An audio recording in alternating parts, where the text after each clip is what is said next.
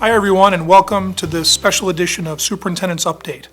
I'm really pleased to have three outstanding school district leaders with me today who are going to help us talk about the key topic that is really before our community at this point, which is the school department budget and how it's related to question 1 on the May 4th election, which is a Proposition 2.5 override question for $9.5 million for both municipal and school purposes that really will be a game changer in terms of providing certainly our schools with what they need and stability for many years going forward.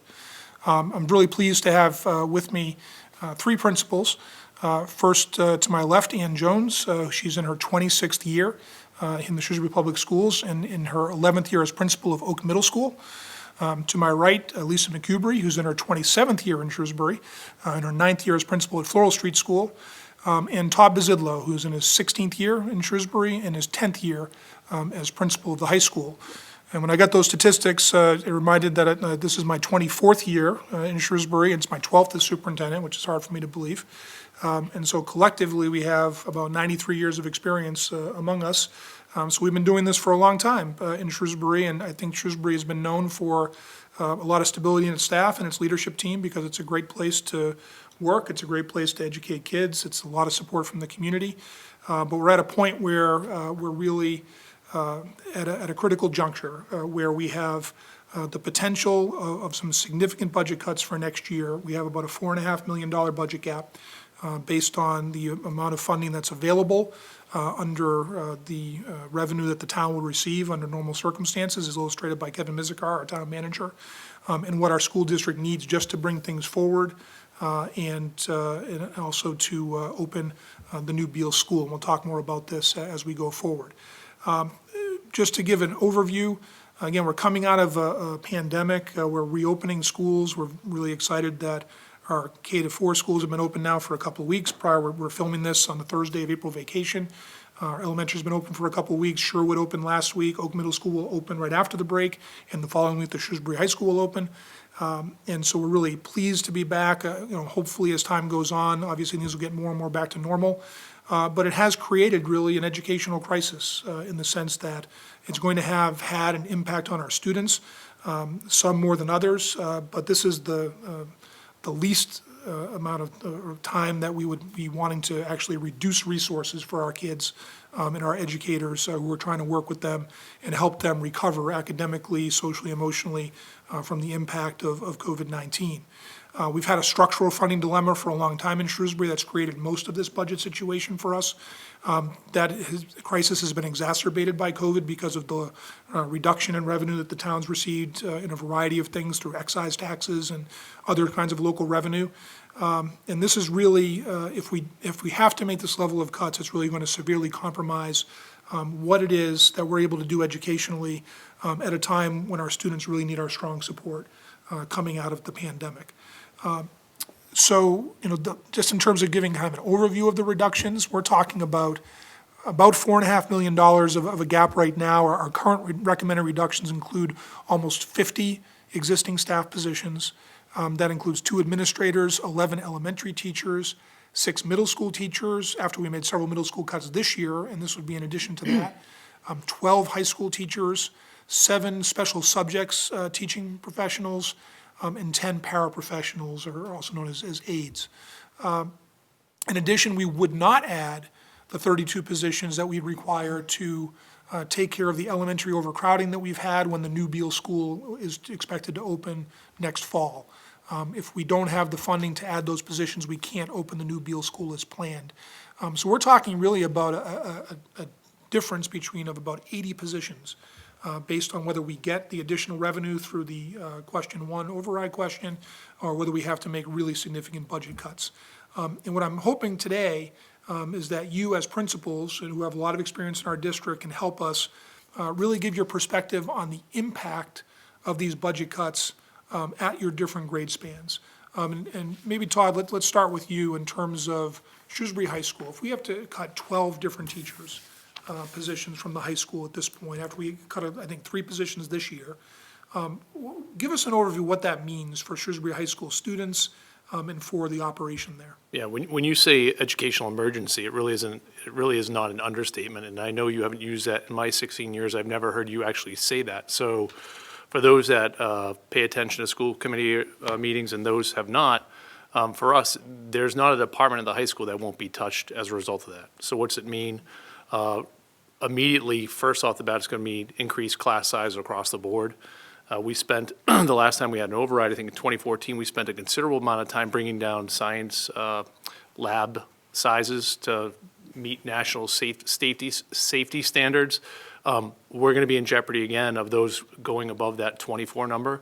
My projections are basically almost every section will be above that. We'll have reductions across all electives in all academic departments. So we'll have reduced offerings for students, we'll have larger class sizes, less personalized instruction. I think of our school counseling department where it would be impacted as well. The caseloads for counselors would absolutely go up, and I think when we consider coming out of the pandemic and students, emotional well-being and access to resources, that's going to be impacted. But I also think of our junior class, rising seniors, and what that means for college applications. And how parents and kids can access that. It's going to be a strain on everyone. I think the other piece that we have talked about is programming. It's not just elective, it's like truly programming, like cutting into core programming and eliminating offerings. I think of our world languages department, there's a possibility that students may not be able to get, although it's an elective and state college and universities require 2 years, a number of our students take 4 years of world language. That's in jeopardy when we think about the impact of reductions. So there's just so many things, Dr. Sawyer, that it's really mind-numbing when we think of the actual reductions. I think of how our seniors, rising juniors and seniors compare to other students in other communities, similar communities that are neighboring us, when looking at really competitive college transcripts or college admissions. Our kids are going to be at a disadvantage as a result of that. There's no doubt. So you all know, but then many people in town know that I'm also a parent of students in the district, and I'm actually, I have a daughter who'll be a rising senior for next year. Now, based on kind of what she'd planned out for her course selection, that means a couple of AP courses as well. Now, is that something that, and when you talk about access to courses, are we talking about things like AP? Yeah, unfortunately, 100% yes. And projecting, look at course tallies, I mean, we're talking every department is going to be impacted by that. And I could, the numbers of students that will not have access to advanced placement programming is astronomical in comparison to what we've been offering. That AP program has grown since I've been here from about 145 students to about 900, almost 1,000 tests in the span of the 16 years that I've been in Shrewsbury. I mean, it's essentially a majority of students take AP courses at Shrewsbury High School. Yeah. This is not like a small number of kids who take some kind of elite program. This is kind of a pretty standard approach. It's a pretty standard approach for our school district, without a doubt, and it certainly provides students an opportunity to get that advanced programming that mirrors a college experience. And students who participate in advanced placement programming, there's research that says they have higher attrition rates and retention rates, rather, at college and university. So for us, it's like we try and continue to push students to have high expectations, meet those expectations, and prepare them for life beyond Shrewsbury High School. When you have 90+% of our students going on to post-secondary 2 or 4 year schools, probably upwards of 94%, that's a significant number of people that are counting on this type of programming. So yeah, there would be a significant impact relative to advanced programming in terms of access, including, we have a number of juniors this year that have taken an example as AP statistics in another math class. We talk about doubling up in some of these math and science classes. That would no longer be a possibility. And that really is unfortunate for those students and people who have passion around those the STEM fields. So, we're talking core programming, we're talking about access to different electives that might be, really of really key interest to students, whether that's in the visual arts, the performing arts. There are things that our kids have just been counting on as they go through their high school experience, and those could be in jeopardy, which is really a sobering perspective to have. And how about the middle school level at Sherwood and Oak, in terms of what these kind of reductions would mean for our students in 5th through 8th grade? I think we can start at the same place Todd did, that this will mean increased class sizes. And we're talking class sizes that average 28, which means that we will have classes that are 30. And I think one of the things that we have to remember about middle school as being that bridge between elementary and high school is that this is a really unique developmental stage. Students of this age are learning more and more about themselves. And it's really and as their attention turns from being more family-centered to being more peer-centered, it's really important for adults to be a big part of their lives, as much as kids are starting to push adults away. So when you have class sizes like that, it's harder for kids and for teachers to make connections to these students. Beyond the class size issue, which really is one of the most concerning things, is just the challenge given the impact of the pandemic and what we've learned about students and children this age and their social and emotional needs, and really beginning to reconnect with those students who have either been remote and really haven't been in school. And I'm concerned about that influx of students who have been in remote learning all this time coming back to a school that has fewer resources, because they really need those connections. And they need to reestablish those connections and feel comfortable in school again. Probably the last thing that concerns me about this, and Todd alluded to that, was the reduction in programming. One of the hallmarks of a excellent middle school is the idea of having a robust exploratory program. When children are in middle school, they begin to learn more about themselves and identify interests that they may not have ever connected with before. So to have that exploratory program there for them, they can learn about these new interests. Unfortunately, we've lost drama over the last couple of years. Sherwood has lost their foreign language program. When I first started here in Shrewsbury, I believe they were teaching world languages in the 3rd and 4th grade. Mm-hmm. So as these programs start disappearing, our children at the middle level have less of an opportunity to find those things and discover those things that are interesting to them, because they won't have access to them. So that's... So, yeah, I mean, and the middle school did, I think, just to remind people watching, this current fiscal year, there were almost $2 million worth of cuts, including about 30 positions in the middle school. It took a lot of hits in terms of those cuts. Not only was it about drama and world language at the Sherwood level, but also the advanced math coach positions at both Sherwood and Oak as well, which have been really key positions that we've been utilizing to help identify students who really were strong in their math. And I know that you even taught about, kids who have experienced work with those advanced math coaches. We actually had to increase the level of math courses at Shrewsbury High School to accommodate them over time. We've been a benefactor of that programming at the high school by offering mathematical modeling and sending students off to Holy Cross to study multivariate calculus and also look at WPI during their senior year and have kind of dual enrollment college credit stuff. So we've really benefited from that programming, and I am curious what it's going to look like in the next couple of years without having that programming. Yeah, and then we're going to have to find some alternatives, and I think that, obviously we had made that budget cut recommendation, and then COVID hit, and it's not something we're, doing this year. It's not slated to return next year under any of these budgets, but one of the benefits, if we do get a positive vote with the override, is that the ability to add back some things we have lost incrementally, or find ways to make investments to get at what we're trying to do. And obviously, we want to be providing the kinds of resources for kids who have the ability and the desire to excel at mathematics. That's something we want to identify at the middle school level and really nurture. So those are some really, very significant negative impacts at the middle school level as well. Lisa, how about elementary school? And of course, high class size is really a big focus of the elementary level, always has been. Yeah. What are some of the things based at these kinds of cuts next year, how they would affect our K through 4 program? Yeah, so it's class size again. So we've said it about each level.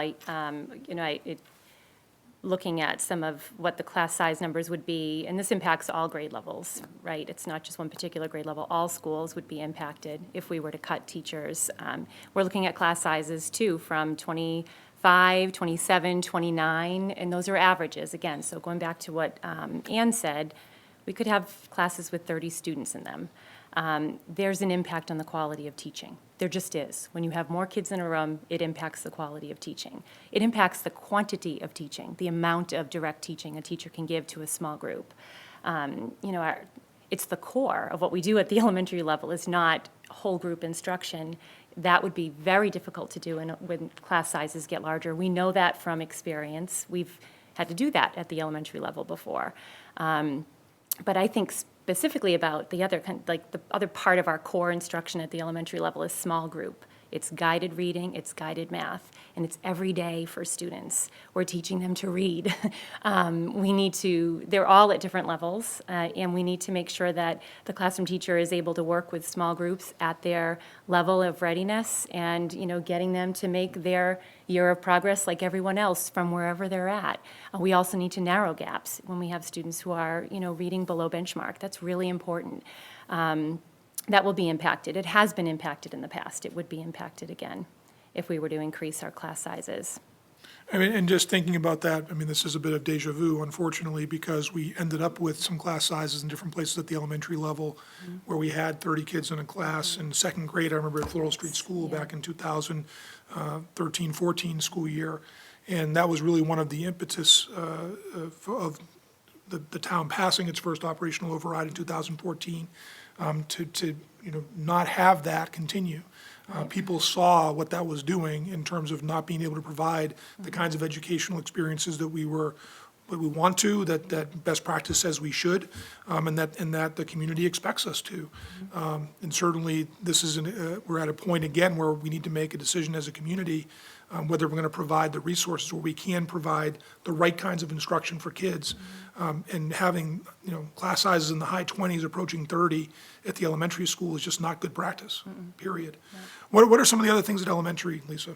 Well, I think about, listening to Todd and Ann, we also would take a hit with our programs, too. Our special subjects, our art, our music, that's on the cutting block, too. People may remember that at the elementary level, yes, a long time ago, we lost foreign language, and not too long ago, we lost health in grades 2 and 4. Not to come back. It has not been back. And we miss that now more than ever, I would say. And that fell more onto the responsibilities of classroom teachers, which concerns me if those classroom teachers have more students next year in their classrooms. But we would have an impact to that programming for kids. Specifically, I think what's probably most concerning about our programming risk would be the cut to the media center, closing media centers. So I have been here a really long time, and we have never talked about, to my recollection, about closing media centers. That just seems so ridiculous to me, personally, and to all of us. We have worked really, really hard to make sure that all students have access to books in their homes. All of our students need to have access to books in their homes. And all of our students do not have access to books in their homes unless they get to go to the media center. And for those watching who may, and it's been the lingo for a long time, but for some of our residents, maybe these are our school libraries. Right. Right, so sometimes we call them media center, we call them media centers, library media centers. So this is where kids check out books, but they also get instructional experiences there as well, right? So, right.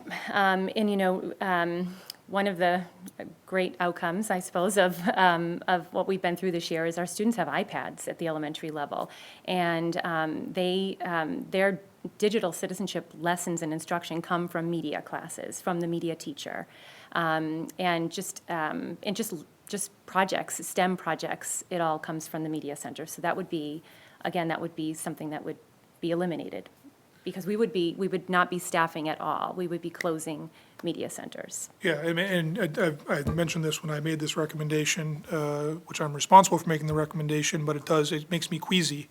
But in looking at what the options are, over time, we've reduced different kinds of things.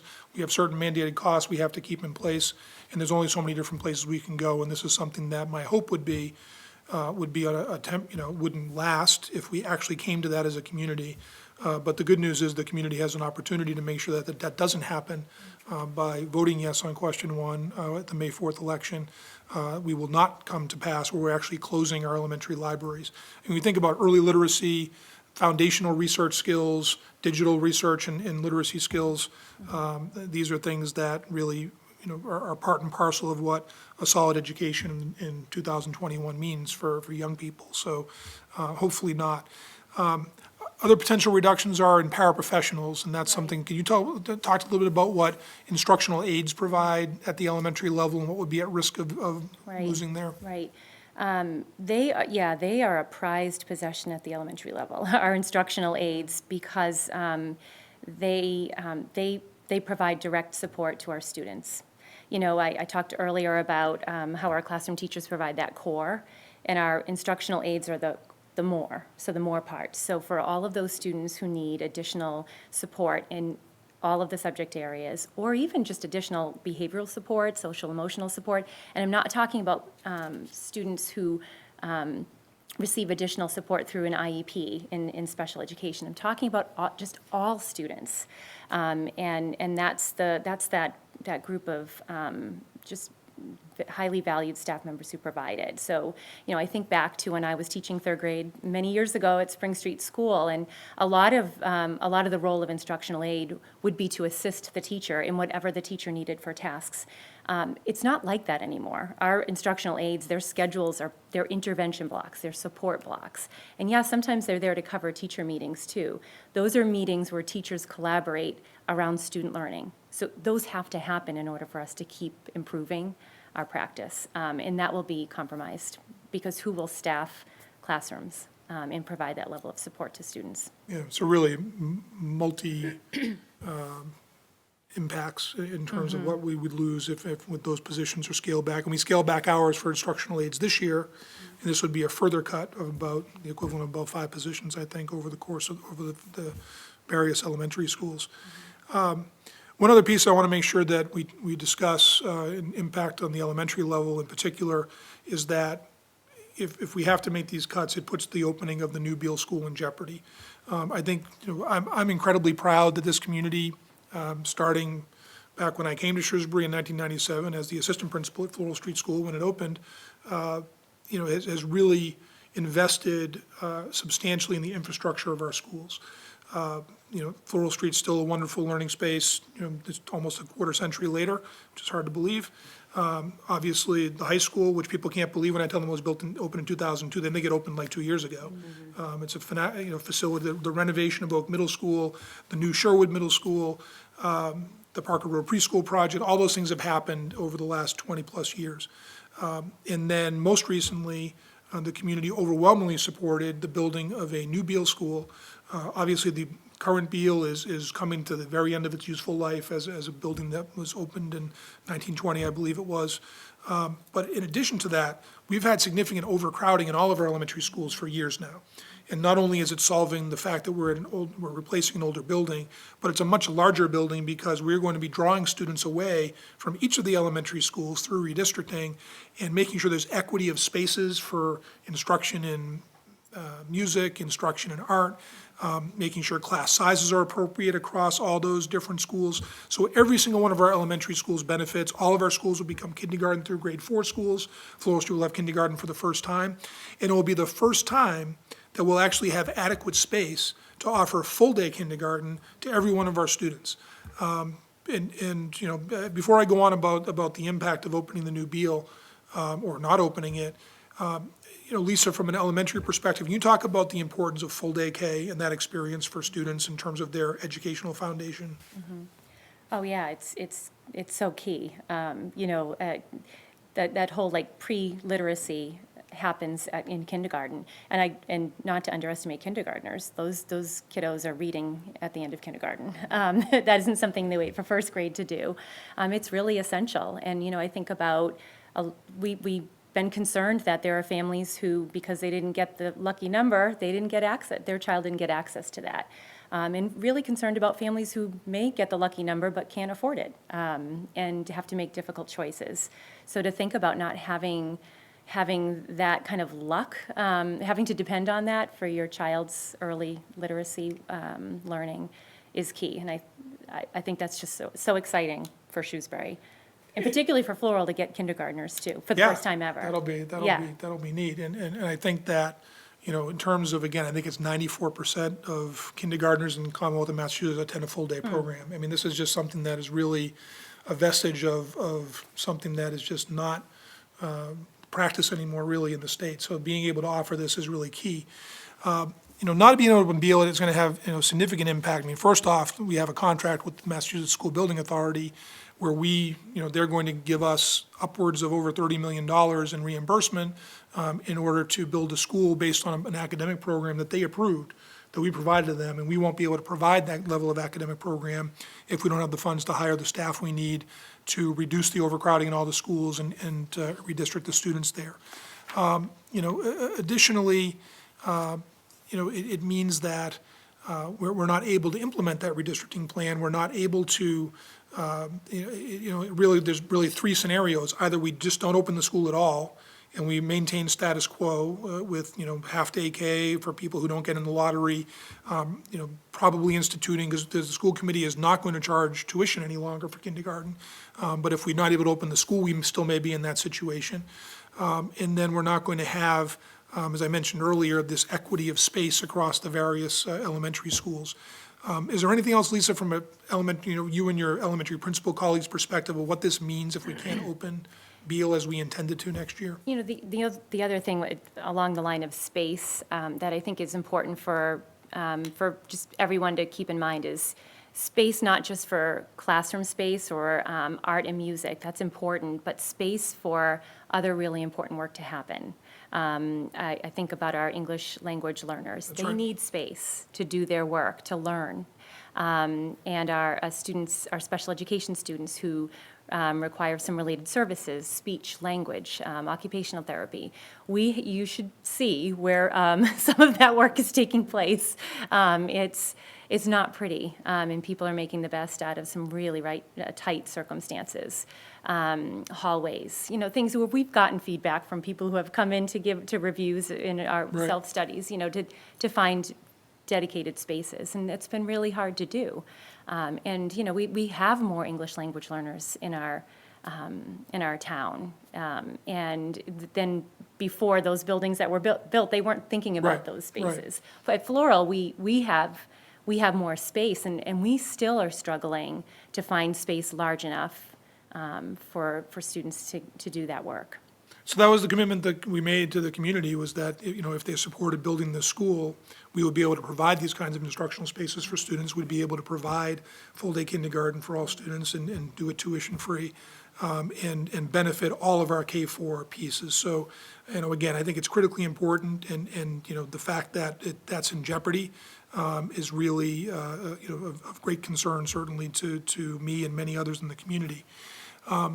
Again, to sort of summarize, if the community sees fit to approve the operational override question 1 on May 4th, a yes budget means we don't make any budget cuts. It means that we open Beal as planned. It means we'll actually be able to add 2 teachers back at Sherwood, where we cut them this year to bring class size back down in 5th grade where it should be, and then add 2 of the teachers we cut this year at the high school. We cut 3 teachers. I think we'll add 2 of those back under next year's budget. And then also have the ability to incrementally add some things back over time. If you haven't been in the know, if someone's watching the show and hasn't been watching selectmen's meetings or school committee meetings, the Board of Selectmen and the school committee have come to what's really a groundbreaking agreement in Shrewsbury that's never been done before, that basically to put an override question before the voters, and with both boards making a commitment that a good chunk of that money would go into a stabilization fund, so that over time, those dollars could be drawn on. It really addresses the structural deficit that we have currently, and guarantees and makes a commitment to the voters not to come back and ask for another override for a number of years going forward. A guarantee that for 4, with the intent of stretching that further if it's possible, by being making sure there's fiscally sound budgets with maximum numbers of increases over the subsequent years, over the next several years. And that's something that I think has just it's been done in a couple other communities in the state, but it's the first time we'll be looking at doing this in Shrewsbury. And I think it's really very forward thinking on the part of Kevin Mizikar, our town manager, the Board of Selectmen, the school committee, and the finance committee all unanimously support this approach. In terms of we've made cuts this year. We've made some cuts around the edges in previous years. We took some pretty heavy cuts this year. In addition to that, all of our principals and central office leaders took freezes. Our secretaries took compensation freezes. Our IT support staff. The school committee negotiated with our teachers association and our assistant principals association to take less compensation they otherwise would have this year that they were entitled to in their contract. That saved us over $1 million that would have had been further cuts this year. So our employees have made sacrifices. And all this is in the context that we're in the bottom 11% of the state when it comes to per pupil expenditures. To put that in context, if we only spent at the state average, we would be investing $18 million. That's $18 million more dollars a year in education in Shrewsbury if we only spent at the state average. And this override will not get us anywhere close to that. But it will put us in a position to deal with the ongoing costs that every school district in the Commonwealth has to deal with in terms of typical rates of inflation and typical rates of services and labor and all those different elements.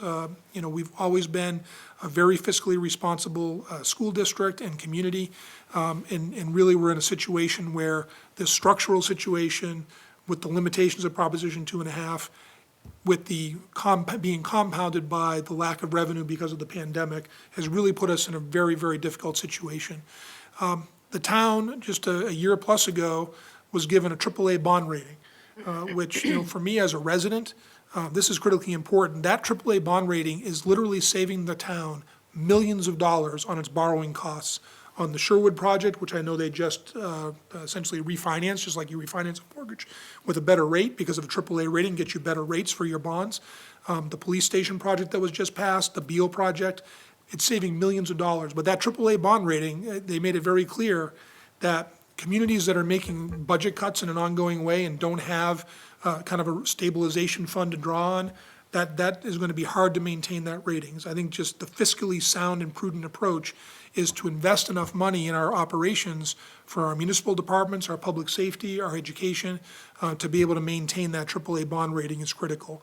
I've not only worked in Shrewsbury for 24 years, I've lived here for 24 years, I'm raising my family here, and that is something that, to me, there's a lot of benefit to this override beyond just for the schools. That's obviously my main concern professionally, but as a resident, maintaining public safety, maintaining strong municipal services, maintaining that AAA bond rating are all really critically important elements that the community stands to gain with a yes vote on May 4th. So with that, I would just ask that we wrap up and maybe just ask each of you for one final comment. From your perspective as a principal, why is this so important for the grade span where you operate at your school? Maybe we'll go in reverse order and start at the elementary level. So for elementary, just sort of what's that key summary, Lisa, about why this is so important for our elementary schools? I think we need to continue to give our students what they need and what they deserve and what our families expect in terms of a quality education and the supports that our students need, all of our students need, at some point in time, during their tenure here. So we need our low class sizes, we need our space, and we need to protect programs and the people who support classroom teachers with supporting our students. Thank you, Lisa. Yeah. And how about the middle level?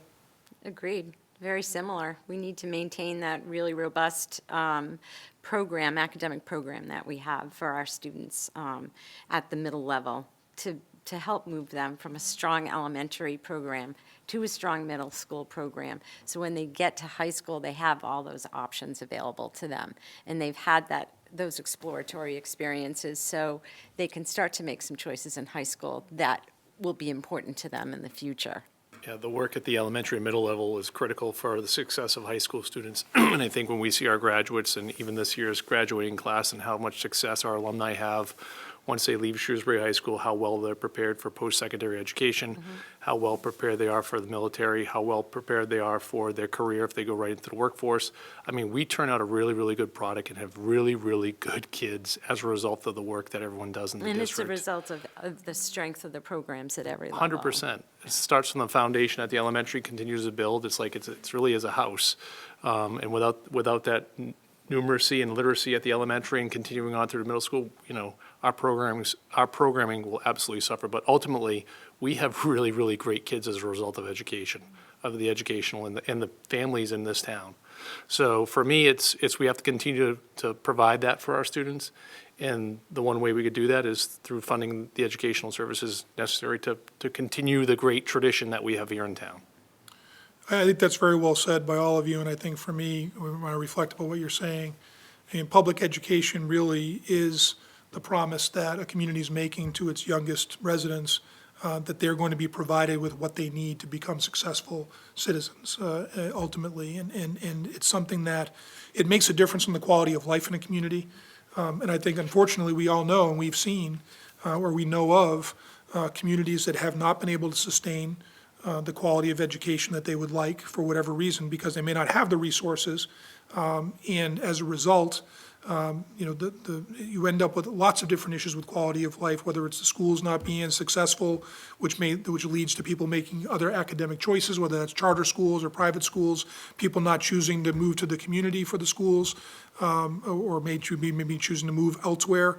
And that's a vicious cycle that communities do not want to get into. And I do worry about our community if we're not perceived as providing the kinds of robust educational experiences. Even at a low dollar amount, we have a very, really, really strong program. And that's something that is definitely at risk here, and given the magnitude of the cuts that we're going to be subject to if we're not able to get this additional revenue. I think that, really, no matter where you are on the issue, it's really critical that everyone in the community who is eligible to come out and vote. For any information about the budget, about the override question, about the schools, about municipal services, the Town of Shrewsbury website, the Shrewsbury School Department website, but also the town clerk's website has all the information you need about voting. And just as a reminder, I believe the show will be airing before that. On Wednesday, April 28th is actually the deadline to request a ballot by mail. Early voting will be happening here at Town Hall next week, 100 Maple Avenue on Monday, Tuesday, and Wednesday, April 26th, 27th, and 28th. It'll be from 8 a.m. to 4:30 p.m. You can come right to Town Hall and cast your ballot. On Thursday, April 29th, Town Hall will be open from noon to 7 o'clock in the evening for people to early vote in person. And then Election Day, traditional Election Day, is Tuesday, May 4th. The polls open at 7 a.m., they close at 8 p.m. And on Election Day, voting happens at all the different polling locations out in the precincts, just like any other election. And again, no matter what someone's perspective is, I really urge everyone to come and cast your vote, because this really is a critical decision for our community and for the future of Shrewsbury. So Lisa and Todd, thank you very much for sharing your perspective with the community today. And I look forward to hopefully a positive outcome. Certainly in my role as superintendent, I cannot endorse enough, strongly enough, the importance of this additional revenue for our schools and municipal departments, and hope people do see fit to vote yes on question 1 for the May 4th election. So thank you, everyone, for tuning into this episode of Superintendent's Update. Appreciate your ongoing support of our schools and our Shrewsbury community. And thank you again, and get out there and vote.